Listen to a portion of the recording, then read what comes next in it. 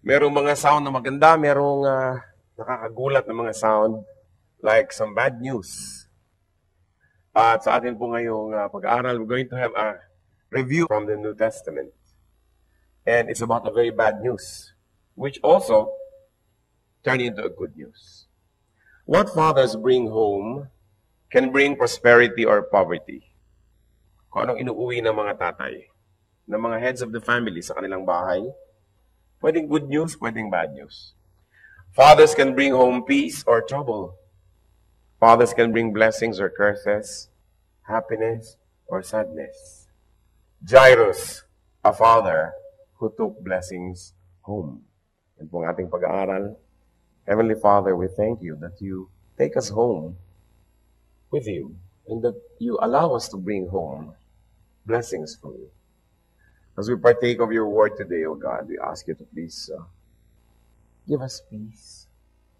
Kung sino man nangangailangan ng kapayapaan, Panginoon, sino nangangailangan ng sustenance, health, security, forgiveness, sa iyo lang kami lumalapit para ito, Panginoon, aming makamtan. We recognize our nothingness before you. So we pray that you may make something out of nothing because of your word. We empty our hearts of the world and ask you to fill us with your word. Like empty cups, you fill our hearts and with your word, O God. We lift up our hearts to you. May your words be our food, our medicine, our strength, our sustenance. And we pray that you may speak powerfully to us, O God. Sa amin po pag-nanariwa na isang kasaysayang madalas na naming pinag-aaral-aralan, turuan mo kami ng mga bagong mga application sa aming buhay. Tunay na hindi maubos-ubos ang hiwaga ng iyong salita, ang kapangyarihan nito, Panginoon. Turuan niyo po kami ngayon. Turuan niyo rin kami magkaroon ng kapayapaan. Kung ano man maaaring humadlang para magkaroon kami ng mapayapang puso, we surrender at the feet of the Lord Jesus and we ask you, Father, let your peace remain in us. Let your peace rule in our lives, especially now when we want to hear your voice. We reject, rebuke, and drive away any presence of evil, and we ask you, Holy Spirit, please enable us to see the unseen, to hear the unheard, and we pray that you may enable us to understand and apply this in our lives. Be our speaker, Father. Take over this activity. We are your people. We surrender to your power. Let your will be done. In Jesus' name we pray. Jairus, a father who took blessings home. Iba-iba naman talaga inuuwi ng mga tatay. Kumisan inuuwi kerida. Kumisan problema. Madalas blessings. Madalas provisions. Kumisan bad news. Natalo ako sa sabong, hindi ko mag-enroll ngayon. Pero ano-ano kayang inuuwi ng mga tatay dapat? We take a look at one father, Jairus. His story is found in Luke chapter 8, verses 40 and so on, and we're going to read now 40 to 42. Now when Jesus returned, a crowd welcomed him, for they were all expecting him. Then a man named Jairus, a ruler of the synagogue, came and fell at Jesus' feet, pleading with him to come to his house, because his only daughter, a girl of about 12, was dying. As Jesus was on his way, the crowds almost crushed him. So here, a very dramatic story unfolds before the eyes of so many people. The Lord was surrounded by eager crowds because of the fame that he has already been known for. Because people were getting healed, he was feeding people, there was lots of miraculous things happening. So there was this large crowd that were crashing near him, that he was almost crushed. So Jairus came and fell at his feet, pleading. Sa karamihan ng tao, nagsisiksika, nagkakagulo, biglang kala mo nahati yung crowd, merong dumating na isang taong binayagan nilang makalapit kay Jesus, bagamat napakaraming gustong lumapit, at ito'y nagpatira pa, lumuhod sa harapan ng Panginoon, and he was pleading. He had a very, very important case to bring to the Lord. Ang kaisa-isa niyang anak, at ito ay babae, about 12 years old, was dying. Ano ang hindi niyo gagawin para ihanap ng lunas ang inyong anak na naghihingalo, na nasa pinto ng kamatayan? At ano alam natin sa kanya? He is a ruler of the synagogue, therefore he is well-known, he is prestigious, and religious. At ma-appreciate po natin ang ginawa ni Jairus sa pagpapakahamak sa harapan ng Panginoon, sa harapan naman ng napakaraming saksi. Kung aalalahanin natin that the status of Jesus at that time was that of an outsider as far as the temple was concerned. As far as official religion was concerned, Jesus was a colorum. Jesus was illegal. Jesus was not the real thing. Isa siya sa napakaraming mga pinaghihinalaan ng mga false prophet. Galing pa naman siya sa mahirap na pamilya, sa mahirap na probinsya, sa isang mahirap na bansa. He never went to a big university. He had no PhDs, no credentials. His friends were poor people like him. Never went to high school, never went to theology schools, and yet they were teaching things that were very religious in nature. So the official temple, steeped with tradition, and of course, always thinking of credentials, kanino ka nag-aral, ilang units, ano ang natapos mo, gaano karami ang na-memorya mo, this and that. Ang pagtingin sa kanya ay isang pretender, isang wannabe, isang nagpipilit, trying hard. One of the many voices in Palestine that were trying to win hearts and minds. At ang mga sumusunod kay Jesus noon ay hindi yung mayayaman, kundi mahihirap. Ang mga bakya crowd ang nagkakagulo sa kanyang mga gatherings, sumusunod-sunod sa kanya, mga prostitutes, mga tax collector. Ang kanyang mga disciples were fishermen, tax collector, mga credential na hindi nakakahanga sa standards ng lipunan. So it was not considered a very prestigious thing to go to any Jesus gathering. Lalong-lalo naman yung lumuhod sa kanya ang isang leader ng synagogue o ng religion.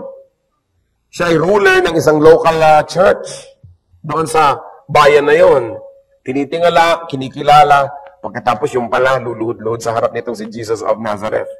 Remember that we worship Jesus now as the Son of God, as the Lord of Lords, King of Kings, but at that time, it was not yet a fact among the people. Siya ay pinagdududahan, mababa ang pagtingin, at ang lahat ng susunod sa kanya, ganun din ang nagiging pagtingin ng lahat. But notwithstanding all this, Jairus went to Jesus and knelt before him. Nakita ng lahat. Never mind na mawalan siya ng trabaho, mawalan siya ng tagahanga, maipatawag siya ng nakakataas, bakit niya ginawa yon? Pero siya ay may pananampalataya kay Jesus, at siya may pangangailangan, naghihingalo ang kanyang anak. He humbled himself publicly before the Lord. So what do we know of Jairus at this point? That Jairus went past the crowd to Jesus. Nilampasan niya yung crowd, hindi yung nakakahiya yata sa mga tao, baka may masabihin tungkol sa akin, para yatang ganito, parang ganyan. Nalampasan niya yon at nakarating siya kay Lord. You know what parents would do for their children, especially if they had faith.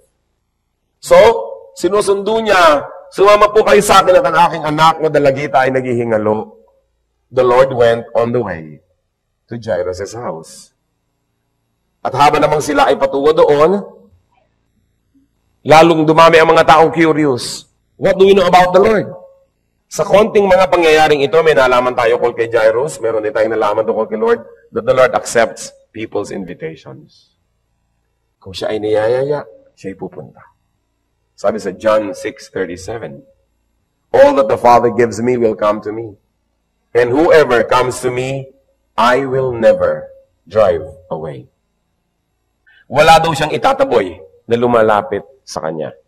At habang sila naglalakad, another episode takes place, which of course we will not discuss now.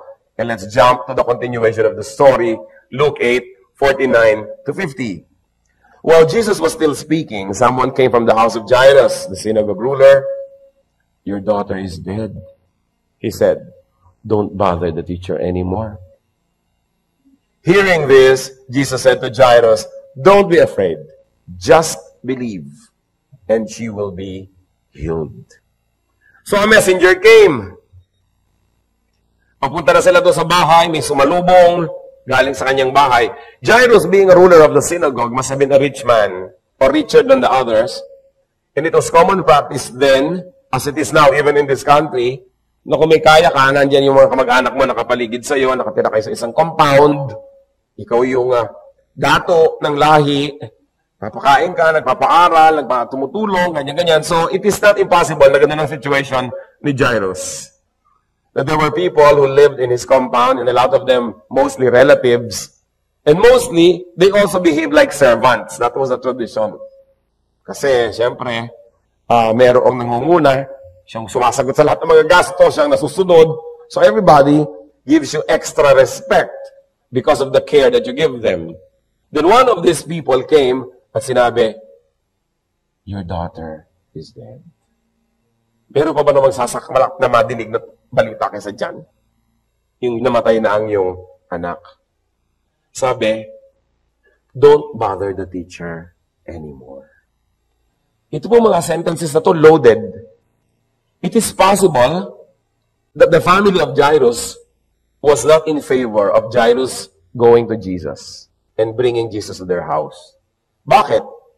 Yung prestige ng kanilang pamilya ay mapapalagay sa panganib. Baka mawala pa yung office ni Jairus, mawalan din siya ng kapangyarihan, pati yung mga umaasa sa kanya, ay mawalan ng aasahan.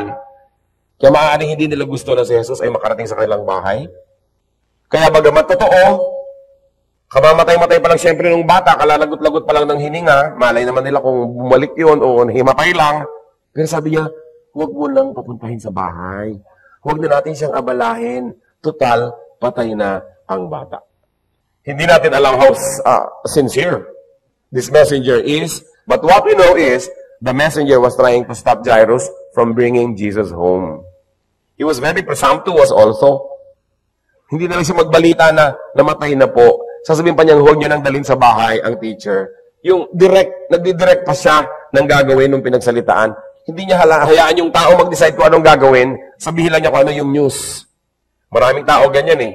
Dinidirect ka niya, ikokontrol ka niya. Imbes sabihin lang sa iyo yung mga katotohanan, ikaw mag-decide kung anong gagawin mo, kasama na rin yung direction what to do. So the Lord heard the news, which was not really just a news, it was really an editorial. May kasama ng opinion. And the Lord said, don't be afraid. Tandaan niyo tong linya na ito. Just believe. Yan ang dalawang sinabi ni Lord kay Jairus. Don't be afraid. Just believe. Yung just believe can read, do nothing else but believe, or have nothing else but faith. Sa Mark 9:23, meron pong lumapit kay Lord, if you can, pagalingin niyo naman kami. At sabi ni Lord, if you can, said Jesus, everything is possible for him who believes. So bakit mo ako sinasabihing, if I can, ang itanong mo sa sarili mo, do you believe? Sabi ni Lord, if I can, why can't I? Everything is possible for him who believes. And the Lord's third sentence to Jairus was, she will be healed. Sabi niya, don't be afraid, just believe, she will be healed. Biruin niyo sa isang iglap, dumating yung very bad news, your daughter is dead. Pagkatapos ngayon, a very good news, she will be healed. Kung sino ang pakinggan nyo, at sinong paniwalaan ninyo, yun ang magiging itsura ng mukha ninyo, ng inyong puso, ng inyong buong pagkatao. Kaya napakahalaga, tinitingnan natin sino bang pinapakinggan ko, sino bang pinapaniwalaan ko. Because it determines if you'll be happy or not in this life. And then the party proceeded. Sige, tuloy ang grupo patungo sa bahay ni Jairus. What else do we see Jairus doing? Jairus went past his household to Jesus. Kanina, Jairus went past the crowd to Jesus. Never mind what the crowd would say, I'll go to Jesus. Now, never mind what my family will say, never mind what the clan will say, I'm going to bring Jesus home. Dalawa ang nalalampasanan niya na malaking mga sagabal. Let's keep on reading. Luke 8:51 up to 53. When he arrived at the house of Jairus, meaning the Lord, he did not let anyone go in with him except Peter, John, and James, and the child's father and mother. Meanwhile, all the people were wailing and mourning for her. Stop wailing, Jesus said. She is not dead, but asleep. They laughed at him, knowing that she was dead. So the Lord arrived at the house. This is the continuation of the story. And the crowds were not allowed to go in. Ang mga tao, saan daw pupunta? Saan daw pupunta? Siyempre, usyoso ang mga tao, nadidinig nilang usapan. Ang dami nilang kasama ngayon patungo dun sa bahay ni Jairus. Parang agos ng tubig yung mga tao kasabay nila. Pero, walang pinayagan si Lord na pumasok ng bahay, except Peter, James, and John, and the child's father and mother. So yung nanay, either kasama kanina pa, hindi lang kumikibo, dahil nandun yung asawa niya, or sinalubong sila sa may tarangkahan, kaya kasama na naman siyang pumasok ng bahay. Ang mapapansin nyo dito, mga kapatid, ang dami-daming tao, pero lahat sila hindi pinapasok. Nung mangyayari na yung mirakulo, nung mangyayari na yung malaking bagay, puwera sila. Hindi sila kasali. Nakikita kasi ng Panginoon ang intensyon ng puso nila, mga nag-uusyoso lang. Hindi sila talaga nandun dahil sa pananampalataya. Iniwan sila. And of course, alangan naman papasukin lahat. Di sumabog yung bahay. May sakit pa naman o patay na nga yung bata. So the crowds were left behind. At pagpasok nila sa bahay ni Jairus, the people in the house were wailing and mourning. This was a tradition. Iyakan ng iyakan, ngalngalan ng ngalngalan. At pagpasok ni Lord, sabi niya, stop wailing. Magtigil kayo ng pag-iiyak nyo dyan ang inyong pagungoy-ngoy. Ang sinabi ni Lord, the child is not dead, but asleep. So, anong nangyari? The crowd laughed. The crowd laughed at him. Tawanan. Pinagtawanan nila si Lord. Kinutyakot niya nila because they knew very well that the child had died. So nakikita niyo, yung pag-iyak-iyak nila kanina, hindi talaga totoo. Dahil kung talagang nalulungkot ka, hindi ka naman pwedeng bilang matawa. Kahit may nakakatawa kang marinig. Eh hindi naman nakakatawa yung sinabi. Kung talagang mahal mo yung bata, aasahan mo, gusto mong paniwalaan yung sinabi na yun kahit alam mong hindi yun ang nangyari. Pero ibig na ibig mong paniwalaan yun at gusto mong mangyari yun. So you see once more the hypocrisy of the people who were around Jairus. Siyempre, pag may kaya ka, medyo mayaman ka, maraming nakikiiyak pag namatayan ka. Pero gaano karami dun yung totoo? Di ba, pagka may namamatay na medyo mayaman, o magulang, o anak, o kamag-anak ng mayaman, ang dami-daming anunsyo sa dyaryo. Patong-patong na, yun na lang lagi ang anunsyo. Eh, alam na naman ng lahat. Pero dahil yung iba, nagpapalakas ng papel, magdadagdag pa rin ang anunsyo nila kahit na naka-anunsyo na nga sa buong dyaryo. Maraming nakikiramay siyempre sa may pera. Maraming nakikisaya sa may pera. Pero malalaman mo kung totoo or not. So their laughter, their wailing suddenly turned into laughter. And so, let's keep on reading. Luke 8:54 to 56. But he took her by the hand and said, "My child, get up." Her spirit returned, and at once she stood up. Then Jesus told them to give her something to eat. Her parents were astonished, but he ordered them not to tell anyone what had happened. Nakakapagod tong kwentong to. Kasi sobrang daming mabibigat na nangyari sa isang napakaiksing panahon. So in spite of the crowds, the Lord took her by the hand and said, "My child, get up." Tandaan niyo yung sabi niya, my, hindi not anyone else's child. My, at saka child. Hindi my neighbor, my friend. Sabi niya, my child, get up. At ganoon ang Panginoon magmahal sa atin, very personal. Pagmamahal ng magulang sa isang anak. At dito sa planeta na ito, meron pa bang pag-ibig na mas dakila, mas malinis, mas busilak, mas totoo sa pag-ibig ng magulang? Sabi niya, my child, get up. And this is how the Lord addresses us. Child, anak, napaka-importante. So, pinalabas ang mga tao, puwera sila. Yung mga nagtatawanan, di na naman nila nakita ang nangyari, hindi sila naging eyewitness to an otherwise earth-shaking event na binuhay ang patay. Hinawakan ni Lord ang kamay ng bata at nagsalita siya. Kinausap niya. And the girl's spirit returned. Yung palang ibig sabihin ng patay, wala yung spirit mo. Ang ibig sabihin ng buhay, your spirit is in your body. So the girl's spirit returned. And at once, she stood up.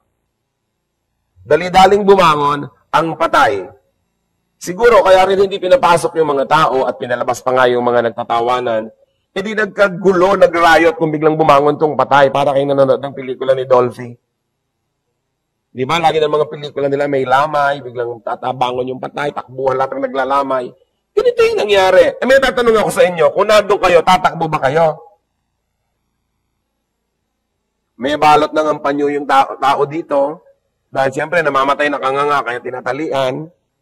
May pera sa mata. Dahil baka nakadilat, kung matay, paano mo ipipikit, no? Tapos pale na pale, wala namang makeup yun. Tapos biglang bumangon. Kumisa kasi pag binabasa na lang natin sa Bible, parang bumangon ng patay. O ngayon, parang walang nangyari. Pero kung dadamdamin mo, yung sinasabi, patay bumangon. So she stood up. Alam nyo, nakita natin dito kapangyarihan. Dalawa. The power of the Lord's touch. Hinipo niya.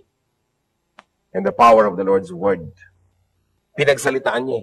Sabi niya, bumangon ka. Alam niyo bang makapangyarihan ang salita ng Diyos? Maging yung mga salita sa Biblia na ating ninanamnam, na pag sinasabi natin ito na nanggagaling sa puso, empowered by faith in the Lord, that His words have power. Not to be superstitious na gagamitin ninyo. Pero may kapangyarihan yung spoken word. That's why tayo, hindi natin sinasabi yung mga pangit. Kasi laging sinasabi ng iyong bibig dahil malamang mangyari nga. Ang sinasabi natin yung magaganda. Ayaw natin nagbibitay ng mga sumpa, kundi ng mga blessings. The Bible doesn't fully explain it, but there must be power in the spoken word. Ang Panginoon yung nagsasalita, may nangyayari eh. Sabi niya, let there be light, and there was light. Let there be this, nangyayari. Pag sinabi niya sa pilay, bumangon ka, bumabangon nga. May power ang mga salita ng Panginoon.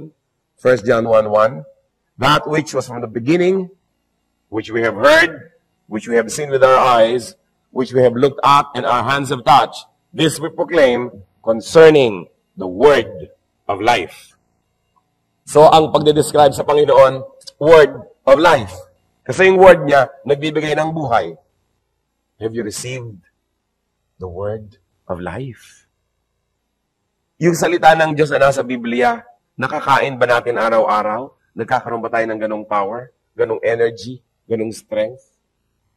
Sa oras ng ating mga katanungan, pangangailangan, pagdududa, napapalakas tayo ng salita ng Diyos. This is the importance of the power of God's Word. Kaya dapat alam natin ang salita ng Diyos. Nakikita natin ang ating mga sarili pag tayo nakikinig ng salita ng Diyos. Nagbabago tayo. May kapangyarihan kasi ang salita. Pero negatively, may kapangyarihan din. Subukan ninyo na may kumakausap sa inyo na negative person. Bulong ng bulong sa inyo ng mga kasiraan ng kapwa. Mamaya, galit na rin tayo doon sa kapwa natin na yon. Kampi na tayo sa kanya. May power din yung word eh. Mamaya, bulong-bulong ng mga kabarkada, influence sa mali. Bulong-bulong advertisement. Mamaya, binibili mo na talaga yung nakikita mo sa advertisement. May power yung word. Kaya tayo mga kapatid, nag-iingat kung sino at anong ating pinapakinggan at paano natin binabantayan ang ating tenga. At nag-iingat lalo tayo sa ating salita. Na yung salita natin, yung power ng salita na yon, magamit ng Panginoon, hindi yung magamit laban sa gawain at sa mga anak ng Panginoon. The power of the spoken word. So sabi ni Lord, bumangon ka at bumangon nga ang bata. And the Lord told them to feed her. So ipakanin ninyo ang bata. Sa kaguluhan, siyempre sa ka-excited na ng lahat, malilimutan nila na yung bata ay dapat pakanin. Bakit? May sakit yun na matagal na, kaya nga naghihingalo eh, kaya nga namamatay eh. Dahil matagal lang may sakit, nung araw kasi gano'n eh, ang tagal-tagal mong may sakit, inaantay kang mamatay. Lalo wala pa ng mga surgery. Eh, halimbawa, may sumabog kang appendix, ano mangyayari? Hintayin ka na lang talagang mamatay, hindi naman alam ng tao kung ano yung nangyari. Walang mga lunas na mga gano'n. Kaya ang dami-daming prolonged agony bago mamatay ang isang tao. Hanggang lumalaban yung katawan mo at meron pang ibinubugas siyang panglaban na nabubuhay ka pa hanggang unti-unti ka na lang maubos. At kadalasan, pag ang taong ganyan ay may sakit, maghihingalo, hindi makakain, natural. Walang gana, ayaw tanggapin ng katawan yung pagkain. Kaya gutom na yung bata, dehydrated na dehydrated. Kaya anong susunod na ibinigay ni Lord? Matapos siyang bigyan ng spiritual life, binigyan siya ng physical food. Sabi, pakanin ninyo. What do we know about Jesus here? Na kung siya ay nagmi-minister sa atin, kompleto. Physical, spiritual. Hindi lamang yung nabigyan ka na ng spiritual food, kakalimutan na yung physical need mo. So tayo din, when we minister to people, we think about these things. Yung kumpleto. Practical, complete, sensitive, sensible, and timely. At pagkatapos, the Lord ordered the parents to be discreet. Sabi, huwag niyong ipapamalita kahit kanino ang nangyaring ito. Why? Obviously, the Lord did not want people to come to Him just because of miracles. Na ang mirakulo, ang mga ganyang kagbabalaghan ay hindi gagawing attraction para pumunta ang mga tao kay Jesus. Ayaw niya nun. Ang gusto niya, nagpupunta tayo sa Kanya dahil gusto natin magbagong loob. Dahil gusto natin natalikuran ng ating kasalanan at magkaroon tayo ng buhay na banal. Natalikuran ng mga kadiliman at pumunta sa liwanag. Hindi yung, kasi gusto kong gumaling. Kasi gusto kong kumain ng miraculous food. Kasi gusto kong mailigtas ako sa aksidente. Hindi lang yun ang mga dahilan. The Lord does not want us to come to Him out of desperation only. Kundi because we want a life that is holier, better than before. Than our lives before. Kaya hindi rin natin po ginagawang attraction yung mga himahimala para ang mga tao pumunta sa isang rally, sa isang activity, sa isang worship. If the Lord would make miracles, let it be. But it must never be the attraction. I'm always wary and suspicious of so-called Christian events na ang kanilang piniplay up para dumating yung mga tao ay himala. Kasi kabaligtaran yan sa gawain ng Panginoon. Kabaligtaran sa kanyang itinuturo. Yung gagawa siya ng miracle, sasabihin niya, huwag niyo ipapamalita. Huwag niyo sasabihin sa mga tao. Para ito ay hindi maging masyadong sensational. I want people to come to me because they are tired of their sins. Not only because they want me to heal them. Siyempre, kasi kung healing ang ituturo mo, kahit sino darating, sino bang ayaw gumaling? Pero hindi lang naman yung physical healing ang gusto ni Lord. More than that, spiritual healing. So yung physical healing, bonus na lang. Dumating man yun, hindi. Kung na-heal ka spiritually, that's the important thing. Kaya sabi ni Lord, huwag niyong ipapamalita. Hindi yan ang dahilan na gusto ko para ang tao maglapitan sa akin. Maiksing istorya. Kagila-gilalas na istorya. Pero may tanong ako sa inyo. Do you have a dead daughter at home? Hindi, wala naman ako anak na babae. Talinghaga na lang yon. May patay ba sa inyong bahay? Without Christ, people are dead. Ang sino mang tao na hindi pa tumatanggap kay Kristo bilang Panginoon at tagapagligtas ay patay. Ang sino mang tao na wala sa kanyang puso ang Panginoong Jesus ay patay. Sino mang di naniniwala na si Jesus ay Diyos at namatay para sa tao at nabuhay na muli at ang aasa tatawag sa kanya ay maliligtas, yung hindi naniniwala na yon ay patay. Kaya ang tanong ko, may patay ba sa inyo? John 3:36, whoever believes in the Son has eternal life. But whoever rejects the Son will not see life. For God's wrath remains on him. Ang puot ng Panginoon nananatili sa tao na hindi naniniwala kay Kristo. Bakit? Kasi pag naniniwala ka kay Kristo, yung puot ay nalilipat kay Kristo, kaya nga siya ang namatay para sa puot na yon. Pero kung hindi ka naniniwala kay Kristo, saan lilipat ang iyong kasalanan? Saan lilipat ang puot ng Diyos? Nasa iyo pa. Kasi wala kang tagapagligtas, walang umako ng iyong kasalanan, wala kang Savior. That's why, if you do not believe in Jesus, the wrath of God remains in you. That means that before we believed in Jesus, the wrath of God was in us. Nawala lang yun, nalipat, nung naniwala ka kay Kristo, inilipat sa Kanya yung parusa. Kaya siya namatay para sa atin. Kung wala si Kristo sa iyong buhay, sino ang namatay para sa iyo? Sino ang mamamatay para sa iyo? No one. That's why the wrath of God remains in you. Kaya patay ka, paano ka mabubuhay if God has wrath in you? That's why it's important to have Christ. 1 John 5:12. He who has the Son has life. He who does not have the Son of God does not have life. Ang linaw-linaw naman yan. Si Jesus yung life.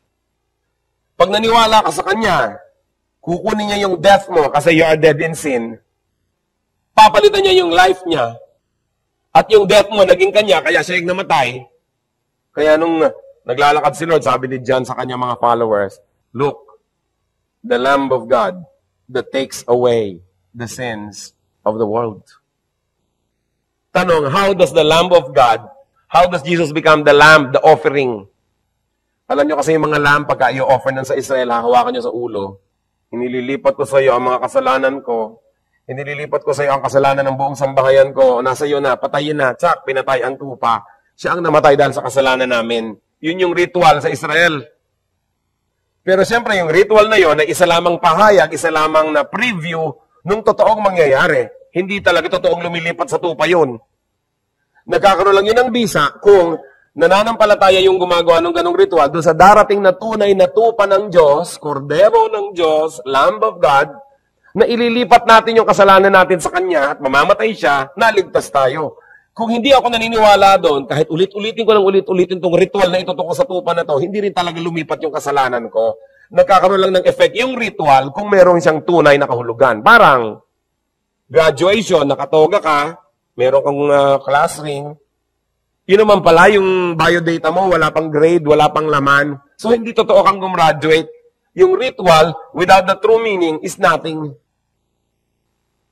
Ngayon, yung totoo, gumraduate ka, hindi ka naman nag-march, tinignan yung credentials mo, kompleto ka ng grade, graduate ka na talaga kahit wala ka ng ritual. Kaya kahit hindi tayo nagre-ritual ng mga tupa-tupa na yon, it's alright because we have the real thing. Because we believe in Jesus as the Son of God, as our Savior. Parang kasalan, kahit may litrato ka pa ng kasalan at kung ano-ano, wala naman palang papel, di bali wala. Pero may papel ka, hindi ka nagmarcha, hindi ka kung ano-ano, kasal ka pa rin. Ang mahalaga yung totoo. Ang totoo, si Kristo ba ay tinanggap mong Panginoon tagapagligtas? Ibinigay mo ba sa Kanya yung kasalanan? Kinuha ba ang Kanyang kabanalan? Nagpalit ba kayo? Kaya kami Savior? Yun yung totoo. Kaya sila sabi, he who does not have the Son does not have life. Why? What you have is death. Dahil sino ang magbabayad ng kasalanan mo? Napaka-importanting katotohanan. So, do you have a dead daughter at home? Do you have a dead daughter at the office? Yung mga office mate nyo, masasayan yung mga kasakasama, patay ba yan? Baka naman sabihin nyo bukas, huy, patay ka pala. Huwag naman kayong tactless. Alam na natin yun, nagkakaunawaan tayo. Pag wala si Kristo sa kanila, hindi nila tinanggap na Panginoon tagapagligtas, patay sila. Kaya dapat silang mabuhay. Kailan lang sila nag-uumpisang mabuhay? Nung tinanggap nila si Jesus, Panginoon ang tagapagligtas, kinuha ni Jesus ang kanilang kamatayan, inilagay sa sarili niya at siyang namatay, ibinigay ni Jesus ang kanyang buhay, nagkaroon ka ng buhay, kaya buhay ka na. Napakahalaga ng mission natin, mga kapatid. To share life. Hindi pwedeng solohin. Hindi pwedeng, naku, talagang relihiyon, kanya-kanya yan. Hindi pwede. Mahalaga, tayo ay nagdadala ng mga kaluluwa kay Jesus. Kaya ang tanong, who do you bring home? Sino ang inuuwi nyo? Si Kristo ba o si Taning? Pag uwi nyo mamaya, sino-sinong uwi nyo? Pag umuwi kayo galing opisina, galing eskwela, sinong uwi nyo sa bahay? Dahil lagi naman tayo may inuuwi. Ang mahalaga, gagayahin natin si Jairus. You go to Jesus and bring him to your house. Siyempre, may mga pipigil. May mga tao nakakahiya yata. Magpa-practice ba ako ng faith? I-announce ko ba to one and all that I believe in the Lord Jesus? Tapos pupunta ako wherever the Lord is. Pupunta ba ako sa mga worship, mga Bible study, kung saan-saan. Tapos iuwi ko yun sa bahay. O anong iuwi ko? We have to decide. Do you seek the Lord to bring him home? Look at the efforts of Jairus. Not easy efforts. But the dead girl in her house lived. Sino ang magmamalasakit sa mga kasambahay nyo? Sino magmamalasakit sa mga kaibigan nyo, office mates nyo? Kaya kayo inilagay ng Lord doon sa community na yun, kayo ang may contact sa mga yun, pananagutan nyo sila. Nakalagay sa Bible, pagdating daw ng panahon, at ito'y inihalin tulad sa isang gera, kung ikaw'y nagbabantay at nakita mong dumarating makaaway at lulusubin ang iyong bayan, at hindi mo pinatugtog ang mga trompeta, hindi ka nagbigay ng babala, at ang iyong mga kababayan ay namatay nang walang kamalay-malay, at walang kalaban-laban, ay hahanapin sa iyong kamay ang kanilang dugo. Kasi ikaw yung nakakabantay, ikaw yung nakakaalam na may darating na kaaway. Christian, you know that whoever has Christ as life that whoever does not have Christ will not see life, but the wrath of God remains in him. It is your responsibility what will happen to your relatives, to your loved ones, to your friends, to your co-workers, to your neighbors, if you don't tell them about Jesus. Hindi na kayo ipapako sa krus. Ibabalitan nyo lang sa tao na merong namatay sa krus para sa kanyang kasalanan, manalangin siya, magsisi, at hingin niya yung kapatawaran, ibigay niya kay Jesus ang kanyang nakaraan, ngayon at bukas, at tanggapin niya yung Panginoong Jesus sa kanyang buhay na Panginoon tagapagligtas. Sasabihin nyo na lang. At siguro naman kung tatanggi man sila, hindi naman kayo ipapako sa krus. You will never serve Jesus at the point of bleeding by telling people about Him. Ano pa ang pumipigil sa atin? Prestige. Baka naman masabi nila, born against din ako. Huy, born against ka ba? De, reformed. Renewed. Yung ayaw na ayaw natin mabigyan ng mga bansag. Bansag lang naman, hindi ka naman papatayin.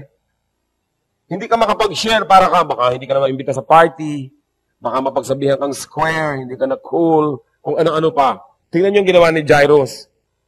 In spite of his rank, in spite of his religious position and convictions, in spite of his social status, nagpatira pa siya sa harap ni Kristo, sa harap ng iba. Never mind the people. Bakit nyo bibigyan ng halaga yung sasabihin ng tao? Hindi naman bubuhayin ng mga tao yung anak niya. So ngayon, bakit natin bibigyan ng halaga yung sasabihin ng mga tao? Hindi naman siya yung nagbigay sa atin ng buhay na walang hanggan, kundi si Kristo.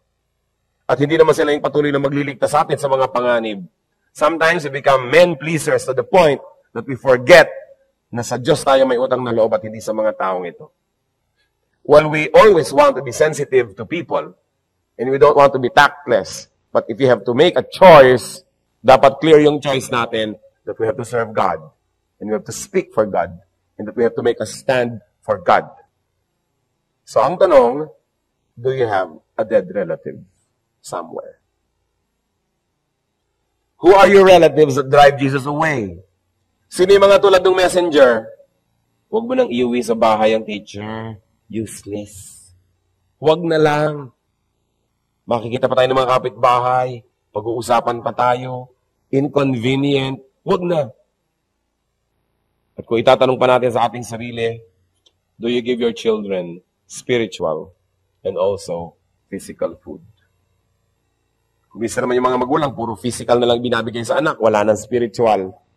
Yung iba naman, puro spiritual, wala nang physical food. Bubuksan ng kaldero, walang sinaing. Bubuksan ng kaserola, walang ulam. Nasa ng nanay, nasa fellowship. Nasa ng tatay, nasa men's fellowship. Pagkatapos walang makain sa bahay, naputulan ng kuryente, walang tubig. Nasa ng isusuot, wala, nakababad sa batya, tinubuan na ng mga o ano-anong mga lumot. Dahil ang nanay ay mayroong retreat. Puro spiritual. Alam nyo, hindi masama yung mga spiritual, pero basta meron tayo mga dead people at home, ha? Yung mga yan ay walang ginawa kundi magsela sa ating time, sa ating activity. Walang ginawa kundi silipan tayo at hanapan ng mali. Kaya kung kayo may mga tungkulin sa opisina, sa bahay, everywhere, tapos meron kayong Christian activity, tiyakin nyo, hindi nyo nane-neglect lahat ng duties nyo. Organize your time, sleep less, work harder, pero huwag nyo sasabihin, kasi may fellowship ka, hindi ko na yun magagawa. Lalo mga empleyado, hindi ko mo Kristiyano kayo, tas Kristiyano rin yung amo nyo, ang mga trabaho hindi nyo na nagagawa dahil ipagpe-pray ko pa po ang India. Maglaba ka muna, mamaya mo na ipag-pray ang India. No? Yung kuminsan nakakatakot maging kapwa mo mananampalataya yung empleyado mo eh. No? Yung katulong mo, yung mga workers mo, kasi inaabuso. Naku, di po ba magkapatid tayo sa Panginoon? O ano? Mukhang meron kang gustong tukuyin. Hindi ho muna ako magtatrabaho 3 araw kasi may camp. Yung mga ganun, mga kaabusuhan ng mga Christians. That's why, while you are spiritual, you're also very practical, and you excel in both. Para hindi tayo masisi, at wag na masisi ang Diyos dahil sa ating mga ginagawa. Anong sabi sa Matthew 4:4 ni Lord? Jesus answered, "It is written, man does not live on bread alone, but on every word that comes from the mouth of God." So, hindi lang physical, spiritual food. Pero ipinakita naman ni Lord sa story ni Jairus' daughter, hindi lang spiritual ang kailangan na feeding, kailangan din ng physical feeding. Balance. You do not deny both. Hindi yung puro kayo spiritual, kinalimutan nyo nang nasa planeta pa kayo. Kailangan sabay nating ibinubuhay yung ating earthly life at yung ating spiritual life. Have you received back your daughter? Meron na ba kayo mahal sa buhay na nagkaroon ng buhay na walang hanggan dahil sa Panginoon? Have you received back your new life? And if so, feed your daughter unto nourishment. Yung bata nagkaroon ng buhay muli, so kailangan pakainin. Ganon din tayo. Spiritually, na born again ka, di bata ka pa, spiritual baby ka pa, kailangan ka mag-grow. Alangan mong 5 years, 10 years na, spiritual baby ka pa rin. 15 years na, spiritual baby pa rin, hindi pa nagmamature. Alam niyo yung difference ng mature Christian sa hindi. Pag pinapakain ka pa, tinutulungan ka pa, pinapanalangin ka pa, baby ka pa. Pero pagka nakakatulong ka na sa iba, nakakapagpakain ka na sa iba, habang pinapakain ka rin ng iba, kasunod yon, mature ka na. Because a mature person knows how to take care of himself and others. Kailangan tayong mag-mature. Ang bonsai ay cute lang sa halaman. Sa Christian, hindi. Dapat nag-grow, dapat lumalaki, namumunga, at namumulaklak. What do we know about Jesus here? Jesus brings life. Existence, life. But Jesus also brings life, meaning color, beauty. Sa Kanya lahat ng gagaling. At kung meron tayong matatandaan, kung darating tayo, huwag naman nawa, pero kung darating, o kaya nandun tayo ngayon sa estado na yun ngayon na meron kayong mabigat na problema. A daughter is dying. A career is dying. Your hope is dying. Tandaan niyo yung sabi ni Lord kay Jairus, only believe. Have nothing but faith. Don't let fear rule your life. Don't let fear engulf you and destroy your good judgment. And remember this, do not let people stop you in your search for Jesus. Kahit sino yon, huwag niyong payagan na pigilin kayo sa paglapit kay Jesus. So bring to Jesus and bring Jesus home to your dead, your dying, your sick, infected, and undernourished loved ones. Indeed, Jesus is the answer. Ano ba mga problema ng tahanan? Nagkakagulong mag-asawa, nagda-drugs, nagbibisyong anak, nagpi-premarital sex ng mga anak, hindi makapag-aral, puro lakwatsa, finances, no? Sometimes interpersonal relationships within the family or with lolo, with lola, with neighbor. Ano ba? Mga kasakitan, pagdalaw ng mga masasamang espiritu. Ano ba ang mga problema ng pamilya? Meron ba yan na hindi kayang tugunin ni Kristo? No. No problem is too big for Jesus. Because Jesus is bigger than our biggest problems. Even death is not a problem to the Lord. Because Jesus is life. So bakit natin papayagan yung mga problema dumami? Halimbawa, pangit ang communication ng pamilya. Bring Jesus into your home. Let the love of the Lord rule, and let decency and caring and affection rule. Bring the light of the gospel at home. Gawin ninyo yung mga utos ng Panginoon, ang standard sa bahay na sinusunod. Hindi lang yung standard ng tradisyon ng pamilya na yon, o sinabi ng breadwinner. Yung salita ng Panginoon. Because the true head of the house is Jesus Christ. Jesus is the answer. Can you think of a problem at home na hindi si Lord ang solusyon? Siya pa rin. Let's bow before the Lord and think about that reality. Only believe. Have nothing but faith. And bring Jesus to your home. Let Jesus sort out problems. And let Jesus be our provider, our healer, our friend. Silently you pray to the Lord. Meron ba kayong gusto ipag-pray na dead loved one? Spiritually? Or dying? mga ugali, mga hirap ng loob, mga pagsisikmatan at mga gulo ng pamilya, problema na hinaharap ng pamilya, ilapit niyo sa Panginoon ngayon. The Jesus that Jairus met is the same Jesus who is here today. And we're going to pray. And we're going to bring him home. Only believe. Do not fear.